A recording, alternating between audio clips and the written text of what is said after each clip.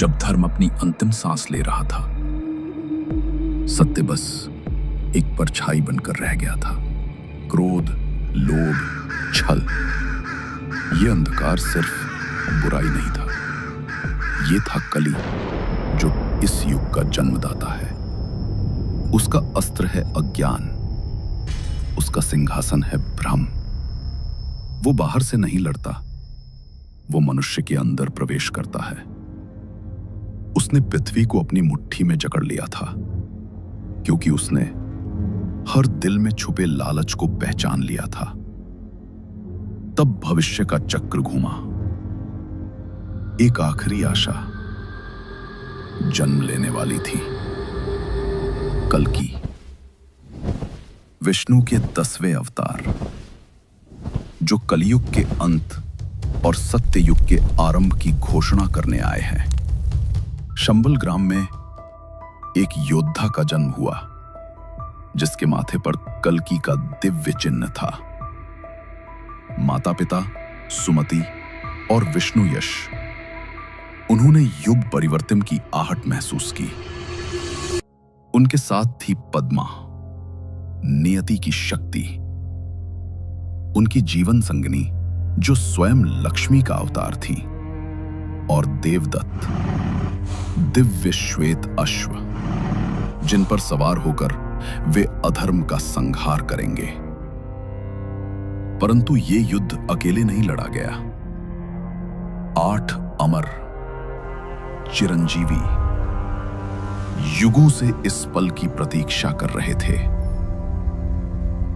परशुराम ने युद्ध की कला सिखाई, हनुमान ने शक्ति और साहस का आशीर्वाद दिया, और अश्वत्थामा ने अपने अस्त्रों का ज्ञान दिया। महाबली ने त्याग और धर्म की परिभाषा समझाया। विभीषण ने सत्य और असत्य का मार्ग दिखाया। कृपाचार्य ने न्याय और नैतिकता का पाठ पढ़ाया। वेदव्यास ने भविष्य के रहस्यों को उजागर किया, और मार्कंडेय ने काल से परे होने का दर्शन दिया। अब अंतिम युद्ध शुरू। एक ओर कल्कि की ज्वाला, जो अधर्म को भस्म कर देगी, और दूसरी ओर कलयुग की काली छाया। तो आ गए तुम, उम्मीद की आखिरी किरण। लेकिन तुम्हें मुझसे नहीं, खुद उस दुनिया से लड़ना होगा जिसने मुझे चुना है। सत्य की बात करते हो, मैं बस वो सच सामने ला रहा हूं जो लोभ और छल हर इंसान के दिल में छुपे हैं।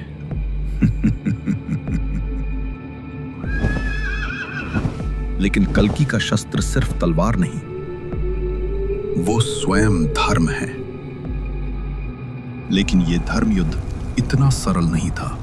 कली की शक्ति इतनी प्रचंड थी कि उसे हराने के लिए 8 चिरंजीवियों को स्वयं रणभूमि में उतरना पड़ा।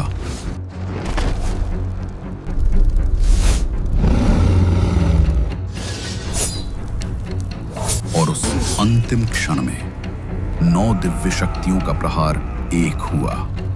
एक ऐसी ज्वाला जिसने ब्रह्मांड को चीर दिया और कली के अंधकार को सदा के लिए भस्म कर दिया।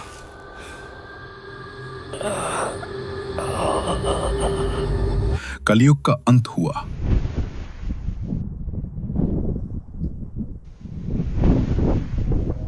एक नए युग का उदय हुआ। सत्य फिर लौट आया। यह कहानी केवल एक योद्धा की नहीं, ये वादा है कि जब जब अंधकार अपनी चरम सीमा पर होगा, उम्मीद की एक किरण हमेशा जन्म लेगी। ये कहानी बोहुरु से, जहां हर पुरानी कथा नए जीवन के साथ सामने आती है।